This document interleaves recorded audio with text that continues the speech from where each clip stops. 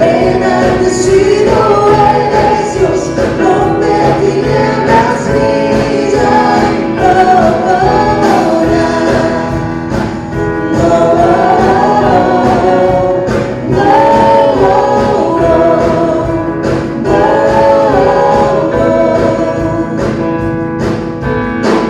Tu presencia danzamos libres, confiados en tu luz, amor.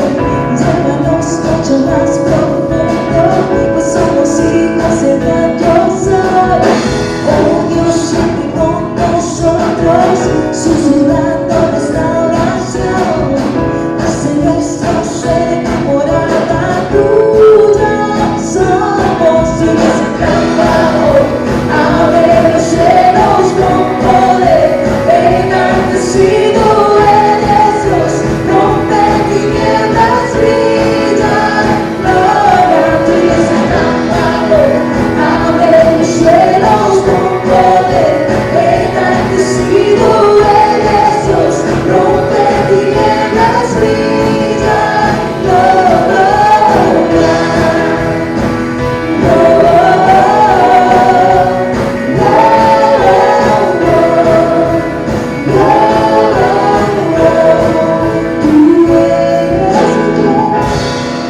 Por siempre rey sobre la creación. Tú eres rey, tú eres rey. Por siempre rey sobre la creación. Tú eres rey, tú eres rey. Por siempre rey sobre la creación. Tú eres rey, tú eres rey. Sobre la creación, tú eres rey. Tu desencanto. Abre los cielos con poder, enaltecido eres Dios, rompe tinieblas, brilla gloria. Tu desencanto. Abre los cielos con poder, enaltecido eres Dios, rompe tinieblas, brilla gloria.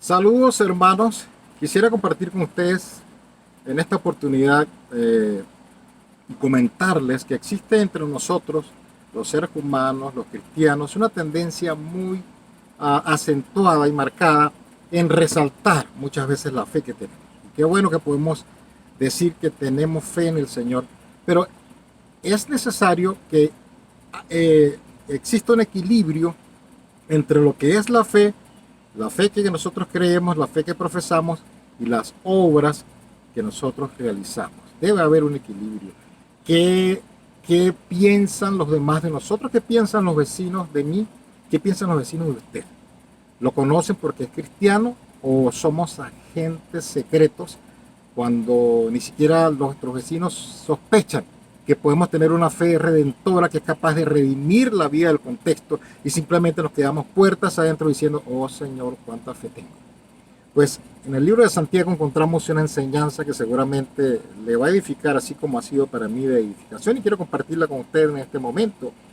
Y quiero compartir, valga la repetición, el tema, obras que evidencian la fe. Obras que evidencian la fe. Y ahí en el libro de Santiago, capítulo 2, versículos 14 al 26, no voy a leer todos los versículos, voy a leer algunos, pero quiero leer los primeros del 14 al 17. Dice, hermanos míos, ¿de qué aprovechará si alguno dice que tiene fe y no tiene obras? ¿podrá la fe salvarle? Y si un hermano o una hermana están desnudos y tienen necesidad del mantenimiento de cada día, alguno de vosotros les dice, id en paz, calentaos y saciaos, pero no le dais las cosas que son necesarias para el cuerpo, ¿de qué aprovechan? ¿Qué sentido tiene que yo tenga una persona necesitada cerca y le digo, wow, Dios te bendiga, ve en paz y arrópate para que no te dé frío, y no soy capaz de desprenderme de nada para tener una acción que evidencie esa fe que digo profesar? Entonces resalta el primer punto, que la fe sin obras es muerta. Pero antes de seguir avanzando, es bueno entender el contexto que está hablando aquí Santiago. ¿Qué tipo de fe está hablando? Cuando usted lee completo los versículos del 14 al 26, va a ver que está hablando de una fe que no tiene obras, de una fe que es dispar con lo que dice versus lo que hace. Una fe que incluso pueden tener los demonios, quienes tiemblan, pero eso no les hace creer, tener la fe salvadora en el Señor. Pueden creer en Dios, pero no tienen la fe salvadora. Entonces, termina siendo un tipo de fe intelectual, termina siendo un tipo de fe que queda en la mente más que en las obras, más que en lo que hago para demostrar o evidenciar que realmente tengo la fe en Cristo Jesús. Entonces, comienza Santiago hablando de la fe sin obras en los versículos 14 al 17, porque una verdadera fe debe ir acompañada de acción. Una verdadera fe tiene que activar un actuar en cada uno de nosotros. Yo no puedo quedarme solamente intelectualmente pensando cuánta necesidad que estoy haciendo con las personas que están alrededor de mí. ¿Qué obra estoy haciendo? ¿Qué evidencia estoy mostrando que tengo la fe salvadora del Señor con mis vecinos, con las personas que nos rodean en la iglesia? ¿Qué estamos haciendo como iglesia? ¿Qué estamos haciendo como familia, como vecinos? ¿Qué estamos haciendo para marcar una diferencia en el contexto que nos está rodeando y decir, hay una forma de transformar la vida del contexto, que es a través de la fe redentora del Señor? Y la palabra de Dios tiene poder para transformar. Y nosotros debemos evidenciar esa fe con nuestros vecinos. Una fe que vaya acompañada de acción. Dice la palabra que fuimos creados para buenas obras. Ahí, como dice en Efesios 2, 8 al 10, el versículo 10 dice, somos hechura suya, creados en Cristo Jesús para buenas obras. Y en esas buenas obras debemos andar los cristianos. En esas buenas obras que el Señor preparó de antemano debemos caminar nosotros, no solamente quedarnos en un mero intelectualismo sin ninguna evidencia de fe, de acción, que demuestre realmente en quién hemos creído. Dice también la palabra que un árbol malo no puede dar buenos frutos y un árbol bueno no puede dar malos frutos. Entonces, por sus frutos los conoceréis. Luego, si nosotros decimos tener una fe redentora, la fe que nos salvó, que nos transformó nuestras vidas, las acciones, los hechos que hacemos deben respaldar la fe que decimos tener. Entonces, la fe sin obras es muerta. Dice el versículo 17, así también la fe, si no tiene obras, es muerta en sí misma. Y esto me hace reflexionar. Hace unas semanas atrás, mi persona y mis hermanos nos tocó vivir un momento muy duro, velar a mamá, acompañar a mamá en su último momento aquí en la tierra, el cuerpo, y no quise de verdad mirarla en el ataúd. Mamá estaba ahí muerta, el cuerpo estaba muerto ahí. Sabemos que quienes creemos en Dios, hay una esperanza que nos ayuda a pasar incluso esos momentos duros, sabiendo que hay un lugar mejor para quienes creemos en Dios. Pero ahí estaba el cuerpo de mamá y yo no quería mirarlo casi, no quería tener en mi mente el recuerdo de mamá en un cuerpo inerte. Quería en mi mente tener a mamá haciendo galletas para sus nietos, quería en mi mente tener a mamá cantando, alabando al Señor, ayudando a algunos de sus vecinos como solía hacerlo. Ese es el recuerdo que quiero tener en mi mente de mi madre. Así como la fe sin obras es muerta, así el cuerpo de mamá estaba en ese momento ahí tendido y no quería tener ese recuerdo, quería tener el recuerdo de ella viva. Creo que no hay que explicarlo más, ¿verdad? Entonces tenemos una fe que es sin obras, versículos 14 al 17, y tenemos a partir del versículo 18 al 26, una fe por obras.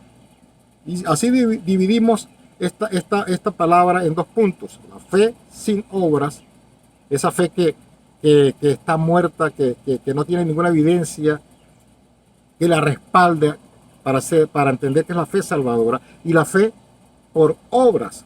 Entonces hay un contraste aquí. Y Santiago comienza en el versículo 18, dice, pero alguno dirá, tú tienes fe y yo tengo obras. Muéstrame tu fe sin tus obras y yo te mostraré mi fe por mis obras. Y empieza así a contrastar. ¿Saben qué? No pueden decirme que ustedes tienen fe si no hay obras que respalden, que evidencien esa fe.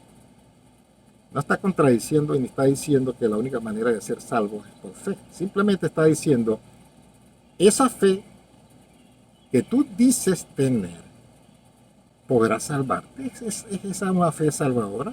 Y simplemente lo que está tratando de aclarar ese mal concepto que muchas veces tenemos en la mente de la fe. Entonces, nos está guiando a entender que la verdadera fe, la fe redentora, la fe que tenemos los cristianos, que debemos tener los cristianos, es una fe que lleva consigo obras. No que necesito las obras para ser salvo, no, soy salvo, luego que soy salvo, hay obras que evidencian esa fe que tengo en el Señor. Entonces, quiero comentarles, Juan Calvino dijo, y lo tengo aquí escrito, dice, escribió respecto a la fe, dice, la fe sola salva, pero la fe que salva no está sola. Respaldando esto que acabo de leer precisamente. Hay un contraste entre la fe viva que salva y la fe muerta que no puede salvar. Y eso está haciendo Santiago en esta porción. Y da tres ejemplos. Da tres ejemplos y el primer ejemplo que menciona es Abraham. En los versículos 21 al 23, Abraham nos da un tremendo ejemplo de obediencia y adoración a Dios. Y leo textualmente, Santiago nos está afirmando que Abraham fue hecho justo delante de Dios por sus propias obras. Nos aclara que la salvación es un don de Dios, que se perfeccionó la fe, y cuando habla aquí de perfección es la idea de alcanzar una plenitud. ¿Okay? La Biblia nos habla en estos versículos de Abraham. Y yo voy a leer lo que dice el 21. Dice, no fue justificado por las obras Abraham nuestro padre cuando ofreció a su hijo Isaac sobre el altar. ¿No ves que la fe actuó juntamente con sus obras y que la fe se perfeccionó por las obras? Y se cumplió la escritura que dice, Abraham creyó a Dios y le fue contado por justicia y fue llamado amigo de Dios. Y aquí está hablando nuevamente de lo que les decía ahorita, del ejemplo de obediencia y de adoración, entendiendo que esa fe que Abraham profesó fue creciendo, fue alcanzando un nivel alto, explicando lo que está diciendo aquí Santiago. Abraham creyó y la fe le fue contada por justicia y fue llamado amigo de Dios. También da el ejemplo de Rahab, de ramero. Y en este caso Rahab da un ejemplo de servicio al prójimo cuando ella ayudó a los espías, los escondió, poniendo en peligro a su familia, pero arriesgó su vida para proteger a los mensajeros de Dios. Y es un ejemplo de servicio al prójimo. Entonces tenemos en Abraham un ejemplo de obediencia, de adoración a Dios, tenemos en Rahab un ejemplo de servicio al prójimo. Y termina con el ejemplo de servicio humano que lo ejemplifiqué o lo ilustré con el caso de mamá. Dice el versículo 26, porque como el cuerpo sin espíritu está muerto, así también la fe sin obras está muerta. Hermanos, el Señor nos ayude como cristianos, como vecinos, como iglesia de la fe, a entender que estamos en medio de un contexto, que estamos en medio de personas del prójimo y que nosotros necesitamos evidenciar como cristianos el amor que le tenemos a cada uno de ellos. No debemos quedarnos en meros deseos de que mejore la situación, sino entender que hay cosas, obras que cada uno de nosotros desde nuestra trinchera desde el lugar, desde donde estamos en nuestras casas, podemos hacer, o desde el lugar de la iglesia, como podemos comenzar a hacer, hacia el contexto, hacia alrededor de nosotros. Estemos orando, hermanos, para que el Señor nos guíe a ver qué cosa podemos hacer desde el sitio donde nos encontramos. ¿Qué cosa puedo hacer con el vecino? El profesional, el médico que pronto puede ayudar con algunas consultas, el psicólogo puede ayudar a atender ante tanta necesidad que hay emocional, con tantas muertes en nuestros familiares, de seres queridos. Y cada uno en su profesión, cada uno desde su conocimiento puede aportar cosas que seguramente van a bendecir y a ayudar a redimir el contexto a través del poder del Evangelio que a nosotros nos es entregado para compartirlos, hermanos. Dios nos continúa bendiciendo. La palabra nos enseña que debemos redimir nuestro contexto, dice, santificándolos en la verdad, como dice Juan 15, 17, su palabra es la verdad. ¿Qué poder tenemos en nuestras manos? El Señor nos ayude a entender que la Biblia habla de una interacción de Dios con el hombre. La Biblia habla de principio a fin, de ese deseo, de esa esencia, de esa necesidad o lo que Dios ha querido siempre tener con el hombre, es una relación, es una relación. Y nosotros como cristianos no podemos perder de vista esa esencia que tiene Dios, esa inquietud que siempre ha tenido Dios de tener una relación con sus hijos. El Señor nos ayuda a nosotros a entender y a nunca perder la perspectiva como cristianos de la esencia que tenemos. Ayudar al prójimo, y de esa forma podemos decir, ¿sabes qué, Señor? Tengo fe en ti, pero no solamente tengo fe en ti. Hay obras que respaldan esa fe. Y aunque no soy salvo por obras, qué bueno es que pueda hacer cosas por mi prójimo.